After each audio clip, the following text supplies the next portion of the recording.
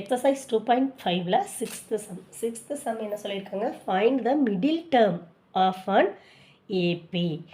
9லேருந்து 183 வரைக்கும் ஒரு சீரீஸ் கொடுத்துட்டாங்க. அதில் மிடில் டேர்ம் கேட்குறாங்க. நமக்கு முதல்ல கவுண்ட் எத்தனை இருந்தான்னு தெரிஞ்சாதான் நம்மளால் மிடில் டேர்ம் எதுன்னு ஃபைண்ட் அவுட் பண்ண முடியும்.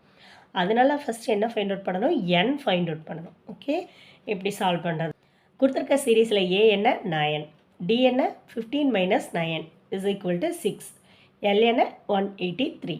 n தான் நமக்கு எத்தனை நம்பர்ஸ் இருக்குன்னு தெரியாது, அதை தான் ஃபைண்ட் அவுட் பண்ண போகிறோம். அப்போ எல்லுக்கு பதிலாக 183, ஏக்கு பதிலாக 9, டிக்கு பதிலாக 6 + 1.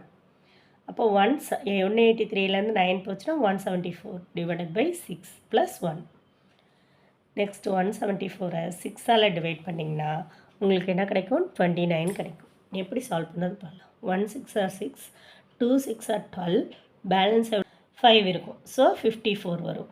54 எத்தனை, 9 6 are 54. அப்போ 29 + 1, 29 + 1 30. இது வந்து ஈவனாக இருக்கிறதுனால இடையில கண்டிப்பாக நமக்கு 2 டேர்ம் வந்து மிடில் டேர்மாக இருக்கும். 2 டேர்ம் என்ன டேர்மு, மிடில் டேர்ம் வந்து n/2 n/2 + 1. இப்போ n/2 போடும்போது என்னோட வேல்யூ என்ன, 30, 30/2 is equal to 15, 30/2 + 1, 15 + 1 is equal to 16. அதாவது 15th டேர்மும் 16th டேர்மும் மிடில் டேர்மாக இருக்கும் 30 நம்பர்ஸ் இருக்கிறதுனால. அப்போ நம்ம என்ன பண்ணணும், T15ம் T16ம் ஃபைண்ட் அவுட் பண்ணணும். T15 ஃபார்முலா என்ன, a + n - 1 × d.